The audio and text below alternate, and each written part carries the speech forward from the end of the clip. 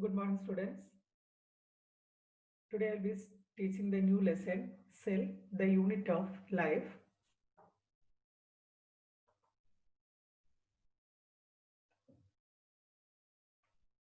What is a cell? The cell is a fundamental structural and functional unit of all living beings.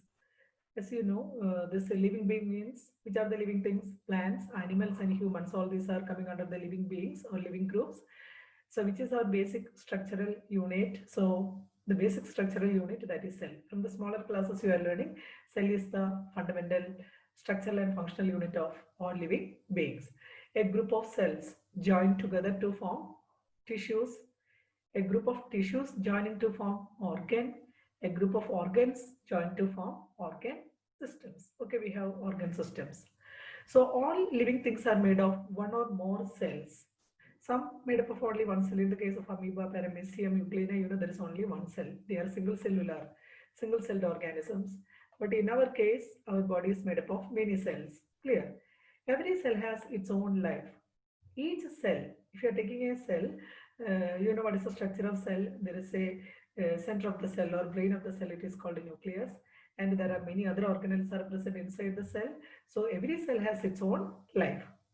Old and weak cells in the body continually die and are replaced by new cells. So these cells, once it become old cells, same like even weak cells, what will happen? They will die and it is replaced by new cells. Clear? All organisms, including ourselves, start life as a single cell called zygote.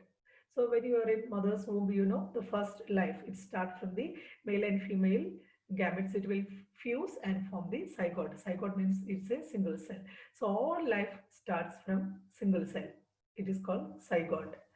Cells are so small. It means they are very microscopic that they cannot be seen with our naked eye. So cell means it's very small. We cannot see with our naked eye. What we have to use? We have to use microscope to see the cell. So they are microscopic. It means they are very small in nature. Then the invention of the microscope.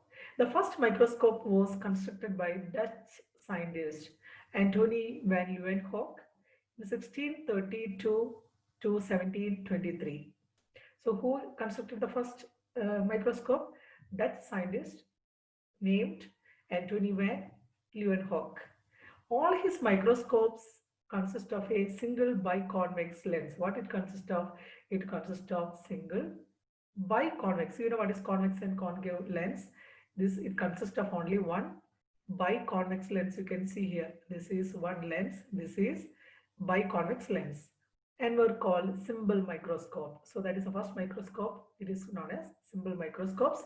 Some of these microscopes had a considerable magnifying power up to 200 times. Okay, so this is Leeuwenhoek's symbol microscope. I will show you. Yes, look at here. So this is a person, Antony van Leeuwenhoek. You can see here Leeuwenhoek's symbol microscope. Okay, so both the sides you can see here. This is a lens. So just below that you can see sample holder. So whatever sample want to see, cell or whatever, this is sample holder. Then this is the focus. No. Okay, this is a lens. Biconvex lens. So this is a symbol microscope. First invented by Antony van Leeuwenhoek. Okay.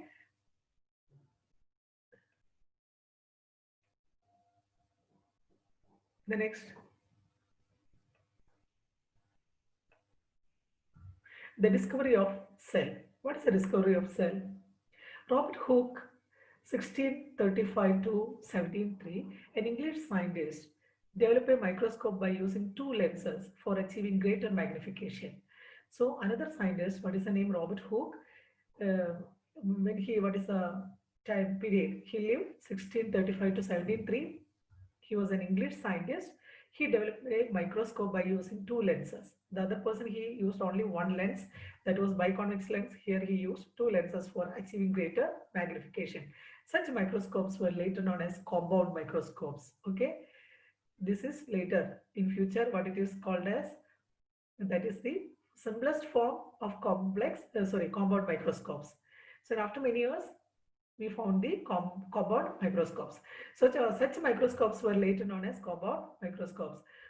This Robert Hooke examined a thin slice of cork, the dead cells of oak bark. You know what is meant by cork? That the bark of the tree.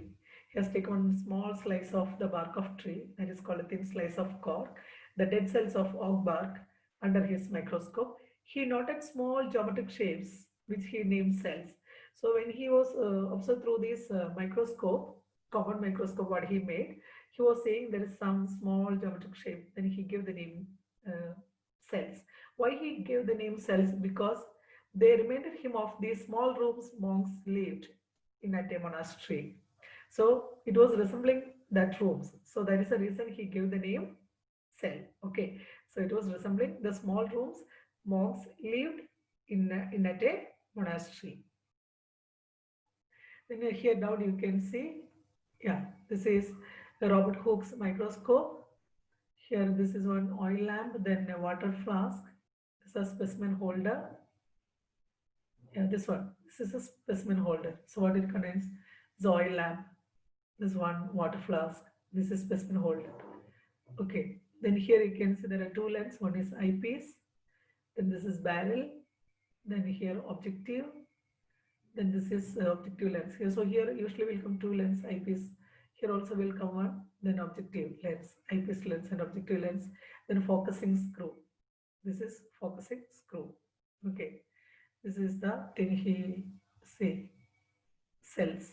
He was seeing the bark of or cork cells or bark of a tree. He was seeing like this. Okay, geometrical shapes drawn by Hooke.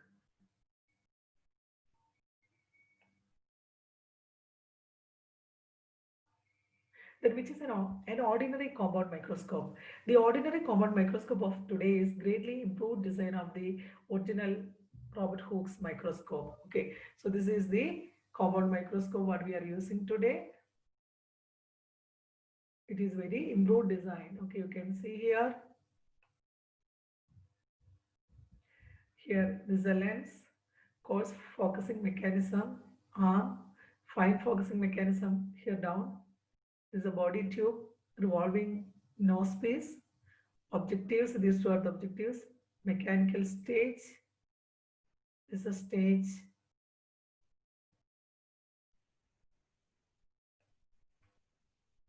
Rock and pinions of stage, and down you can see mirror. Same like here, this is a base. This is base, this is mirror, rock and pinions of stage. Here is a stage, here mechanical stage, objectives. These are the two objectives, revolving nose piece, body tube. So this is the common microscope what we are using nowadays in the lab. The next is electron microscope. An electron microscope is a microscope that uses a beam of accelerated electrons as a source of illumination. So what they will be using? They use a beam of accelerated electrons. You know what is meant by electron, proton, neutron, electrons as a source of illumination. Electron microscopes can have magnifications of 5 lakhs. Okay, magnifications of how many? It's very high. If you are keeping any very small subject, very small object, you can see in very bigger size. It's very expensive also. Ernest Ruska and Max Knoll built the first electron microscope in 1931. So who built? Ernest Ruska and Max Knoll built the first electron microscope in 1931. For this and subsequent work on the subject, Ernest Ruska was awarded the Nobel Prize for Physics in 1986. So the scientist Ernest Ruska, he was awarded the Nobel Prize for Physics in 1986. So there are two types of electron microscope. One is transmission electron microscope, TEM, then scanning electron microscope, SEM.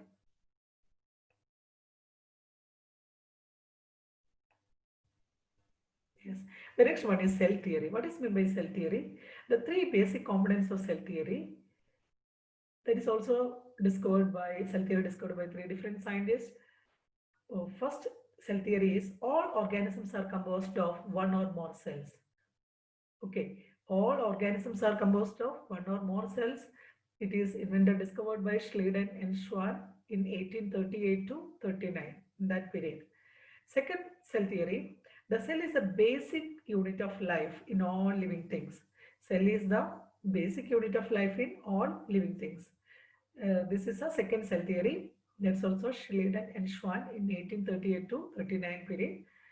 Third cell theory is all cells are produced by the division of pre-existing cells. How the cells are forming, new cells are forming? They are produced by the division of pre-existing cells. Okay, that is discovered by, invented by scientist Virchow in 1858. Okay, so these are the three cell theories. So here you can see the picture of three scientists. This is Schleiden, Matthias Schleiden, Theodor Schwann. This is Rudolf Virchow. Okay, so these are the three scientists: Matthias Schleiden, Theodor Schwann, and Rudolf Virchow.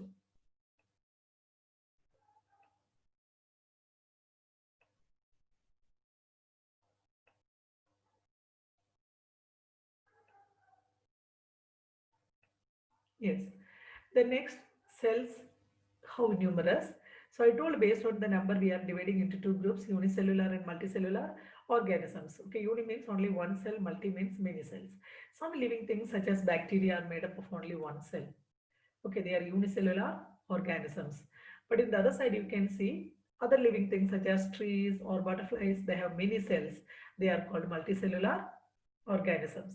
Then next we're going to see cells, how small it is. Okay, so if you are seeing the cells, the unicellular organism itself, you can see which is the smallest cell or which is the largest cell. Clear? Then Mycoplasma gallisepticum, a parasitic bacterium. It is a bacteria. It's a parasitic. Parasitic means it lives in other organism. A parasitic bacterium which lives in the primate bladder, waste disposal organs, genital and respiratory tracts, is thought to be the smallest known organism capable of independent growth and reproduction. So which is the smallest? It means only one cell. Single cell is a bacteria. What is the name? Mycoplasma gallisepticum. It's a bacteria it is. It's a single celled, only one cell. It is not to be the smallest organism, smallest non-organism capable of independent growth and reproduction. Then which is the largest cell? The largest cell found in nature is an ostrich egg. We are talking about single cells. So the which is the largest cell? Ostrich egg. It's a bigger in size. It's a cell, one cell. It's a single cell. Then which is the longest cell? Nerve cells are the longest cell. The longest of nerve cells in any species are to be found in the colossal squid, with some nerve cells estimated to be over 10 meters in length. So which is the longest cell? Longest cell is nerve cell, some may be 10 meters in length. So which is the smallest cell? Smallest cell, Mycoplasma gallisepticum. Then which is the largest cell? Ostrich egg. Then which is the longest cell? Nerve cell. It may be sometime 10 meters in length. Then did you know the largest cell in the human body is the ovum or egg cell? So which is the largest cell in human body? Ovum or egg cell. Roughly 1 millimeter in diameter and just visible to the naked eye. The smallest cell in the human body is a sperm. Which is the smallest cell in human body? Sperm, 60 micrometers. Okay, 0.002 inches in length and not visible to the naked eye.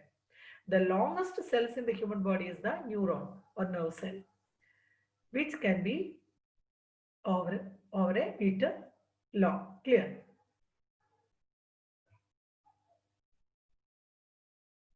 So it links the brain to other parts of the body, nerve cell or neuron.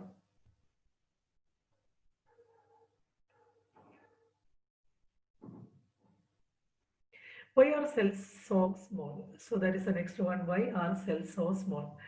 Small cell size is a practical necessity arising from the decrease in the surface area to volume ratio of any object as it increases in size. As an object increases in volume, its surface area also increases, but not as quickly.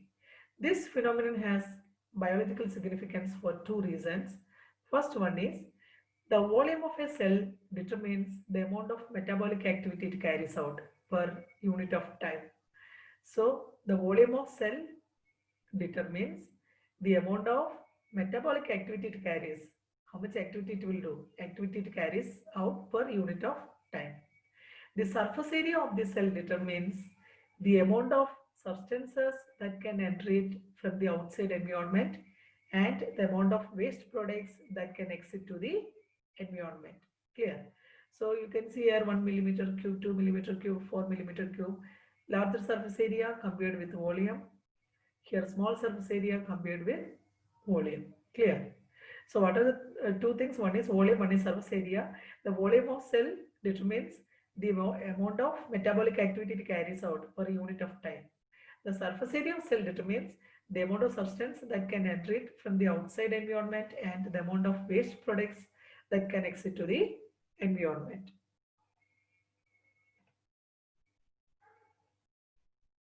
Then cell shapes and functions. Okay. In our human body itself, there are different types of cell. There is a many cells are present in that they have different shapes and different functions.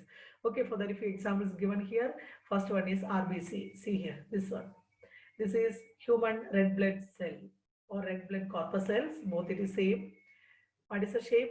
Circular and biconcave. See, it is a circular and biconcave shape. Function to pass through narrow capillaries and transport oxygen. RBC, it is pass through narrow capillaries and transport oxygen. Second, white blood corpuscles. Here, WBC. WBC or white blood corpuscles, amoeboid with pseudopodia. You know how is amoeba looks. Amoeba can know specific particular shape. It can make a V shape, and also it has a there is an organ for movement. It's called a pseudopodia. Okay, arm-like portion organ. So same like this WBC, amoeboid with a pseudopodia, so that it can change shape. Same like amoeba, it can change its shape. To engulf the foreign microorganisms that enters in the body, that is a function. It engulf all the germs or bacteria, virus, it kills. Okay, to engulf the foreign microorganisms that enters in the body. The next one is nerve cell. Nerve cell you can see here, it is also called a neuron. Yeah, here you see, this is the nerve cell or neuron. It's a long and elongated to conduct impulse from distant part of the body to the brain and vice versa. Okay, it carries messages from different parts to the brain and also from the brain to different parts. Then muscle cell.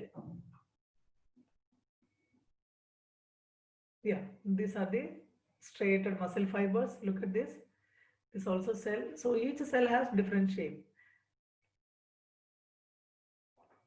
Muscle cell, it is long, spindle shape and contractile. This one is long, spindle shape and contractile.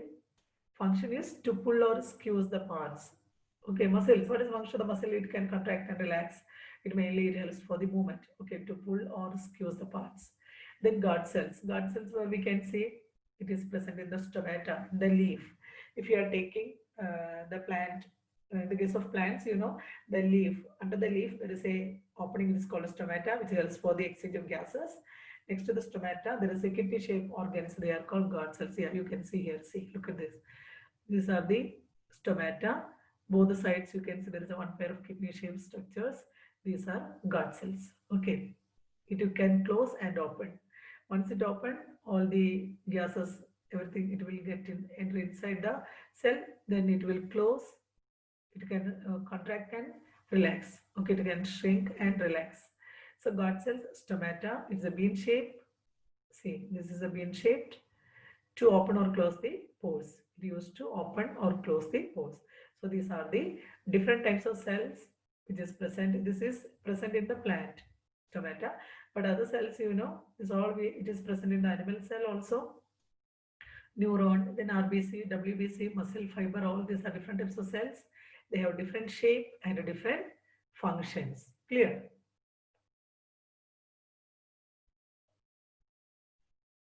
Then what is the structure of a cell? If you are taking a cell actually, it has two main parts. One is cell boundaries, the covering, the boundaries, and protoplasm. Protoplasm means the inside there is a fluid is present, the cytoplasm, the cytoplasm nucleus, all together it is called protoplasm. Clear? Cytoplasm also, it contains many different types of organelles. So cell, the main two parts, protoplasm and cell boundaries. Which are the cell boundaries? Cell wall and cell membrane. Okay.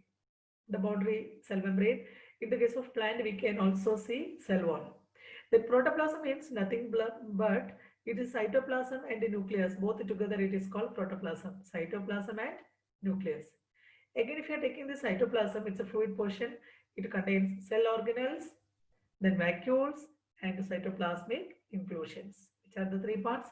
Cell organelles are present in the cytoplasm, then vacuoles are present and cytoplasmic inclusions. Again, if you are taking the cellular organelles, which are the cellular organelles? Yes, cellular organelles, there are two types, membrane bound organs, membrane-less organs. One is membrane bound, second membrane-less. Membrane bound two types, double membranous and single membranous. Which are the double membranous? Mitochondria and plastid. Which are the single membranous? Endoplasmic reticulum, Golgi apparatus and lysosome. Single membranous, endoplasmic reticulum, Golgi apparatus and lysosomes. Which are the membraneless? Ribosome and centrosome. Ribosome and centrosome. Then, so these are the cell boundaries. Okay. So which are the cell boundaries? Cell plasma membrane or cell membrane. Outside that, in the case of plant, we can also see cell wall. Clear? So this is called cell membrane or plasma membrane. Outside that, what is present?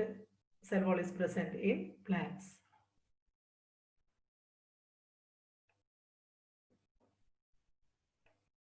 Okay, so first we're going to learn about cell wall. Cell wall means, I told, in the case of plant, we can see the cell wall. Cell wall is a tough, rigid layer that surrounds some types of cells. It is located outside the cell membrane. Cell membrane, it is also known as plasma membrane. Okay, so next to the cell membrane, what we can see cell wall. It is tough and rigid layer whose main function is to provide rigidity, strength, protection against mechanical stress and infection. So what is the function of the cell wall? It provides rigidity, strength, protection against mechanical stress and infection. Cell wall is a characteristic feature to cells of plants, bacteria, fungi, many algae, and some archaea. Protozoans and animals don't have a cell wall. Clear? So it is a characteristic feature. I told the normal animal cell usually we will not see, but we can see in the case of plants we can see cell wall, then bacteria, then fungi, then many algae and some archaea and protozoans. Clear? The composition of the cell wall differs from one species to other. How it is made up of? It differs from one species to other. The archaean cell wall is made of glycoproteins and polysaccharides. In fungi, cell wall are made up of glucosamine and chitin. In algae, it is composed of glycoproteins and polysaccharides. It means that the substance or the material, how it is made up of, it is different. Okay, cell wall is made up of, sometimes you will tell cell wall is made up of cellulose. Same like in fungi or algae and archaea, different, it is made up of different substance. The plant cell wall is mainly composed of cellulose, hemicellulose, glycoproteins, pectins and lignin. Okay, so the cell wall is made up of, in different organisms, it is made up of different substances or materials. I'll repeat once more. In the archaean cell wall, how it is made up of? It is made up of two things, glycoproteins and polysaccharides. Suppose if it's a fungi cell wall is made up of glucosamine and chitin. If it is algae, the cell wall is composed of glycoproteins and polysaccharides. In the case of plant cell, the cell wall is composed of cellulose, hemicellulose, glycoproteins, pectins and lignin. Clear? They are freely permeable. So sometimes we will tell it is a semi-permeable. Semi-permeable means it will allow only few things to go inside and a few things it will come outside. Freely permeable means everything can freely, it can enter inside the cell. Freely permeable and non-living in nature. So that is cell wall. What is the nature? It is not living, non-living in nature and freely permeable. It is allowing everything to enter inside. Okay, did you know? The cell wall is like a fort. It protects the organelles inside the cell and provides strength and support. So look like this. So this you think this is a cell wall. Okay, this is a cell wall you think. So what is the function? The cell wall is like a fort. It protects the organelles. Organelles are present inside the cell. Clear? So protects the organelles inside the cell and provides strength and support. So that is a function of cell wall.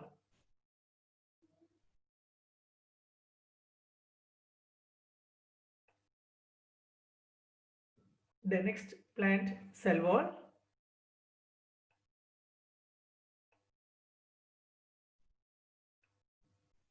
Yes. Plant cell wall. The plant cell wall consists of three layers. The primary cell wall, secondary cell wall and middle lamella. So it has three layers. Which are the three layers? Primary cell wall, you can see here. This is the primary cell wall. This is secondary cell wall. And this is actually plasma membrane or cell membrane. There is a one more layer below. I'll show you now.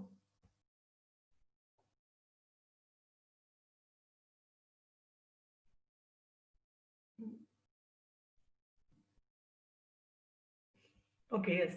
So the plant cell, it consists of three layers. Primary cell wall, you can see here. This is secondary cell wall. This is plasma membrane or cell membrane. This is made up of, cell wall is made up of cellulose and lignin. This is cellulose. This is lignin. Yeah, here you can see middle lamella. See, this is middle lamella. Here you look at this figure, you can see these are the cells. In between cells, there is a space or gap. Okay, that is middle lamella. Here same like primary cell wall, you can see here, this is the primary cell wall. This is the secondary cell wall. And this is what? This is plasma membrane or cell membrane. Clear? So here it's very clear.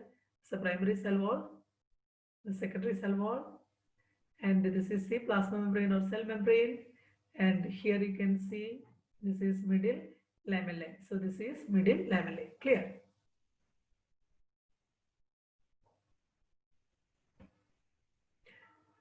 So the first is the middle lamellae. It is the first layer formed during cell division. This layer is rich in pectin. It is the outermost layer, joins together adjacent plant cells and holds them together. Okay, so you can see in this figure, you can see that it is the first layer formed during cell division. How it is made up of? This layer is rich in pectin. It is the outermost layer, joins together adjacent plant cells and holds them together. Second, the primary cell wall. Here, I told you this is a primary cell wall. It is formed after the middle lamella. It is composed of pectin compounds, hemicellulose and glycoproteins. How it is made up of? It is composed of pectin compounds, hemicellulose and glycoproteins. The layer consists of a framework of cellulose microfibril in a gel-like matrix. It is thin, flexible and extensible layer. So this layer consists of a framework of cellulose. Here you can see this is cellulose and this is lignin. The layer consists of a framework of cellulose microfibrils in a gel-like matrix. It is thin, flexible and extensible layer. The next layer is secondary cell wall. Look at this. This is a secondary cell wall. It's a thick layer formed inside the primary cell wall. It is extremely rigid and provides strength. So what is the function of this? Is thick layer. It is extremely rigid and provide strength. It is composed of cellulose, hemicellulose and lignin. It is made up of cellulose, hemicellulose and lignin. Clear? So these are the three layers. First layer is the middle lamella. This portion is the middle lamella. This is the first one. It join or holding all the cells together. From the middle lamella, what will form? Primary cell wall will form. Then after that, inside, what will form? Secondary cell wall will be forming. Okay, this is plasma membrane or cell membrane.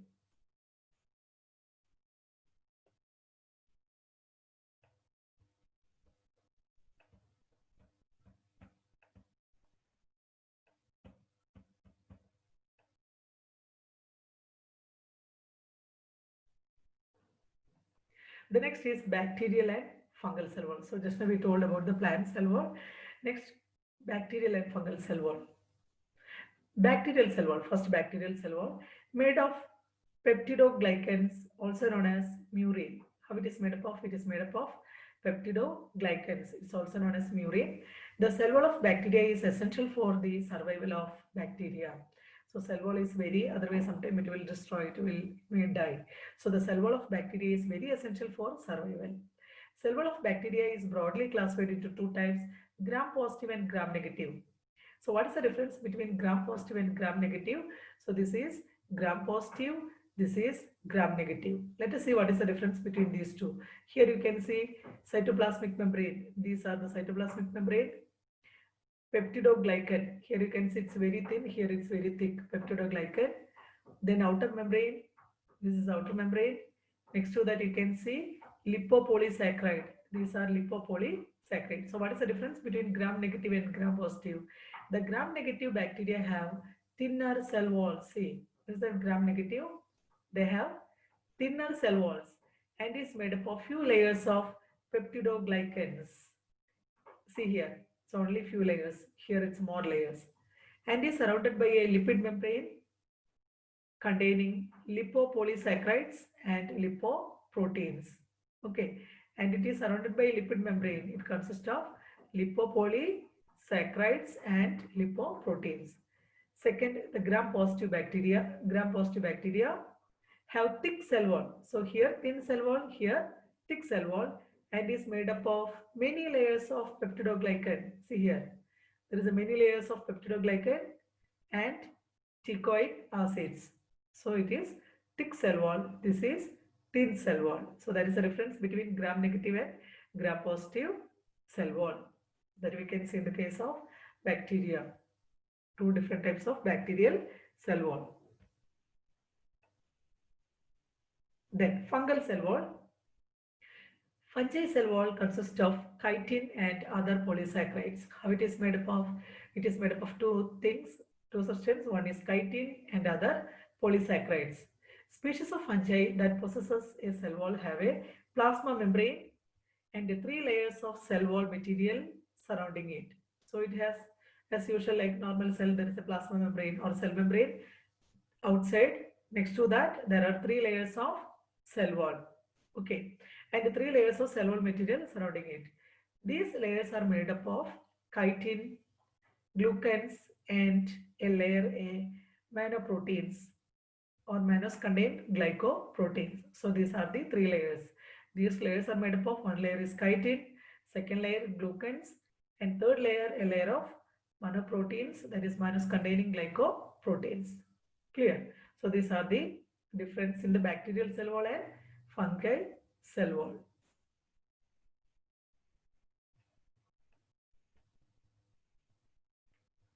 Thank you, students.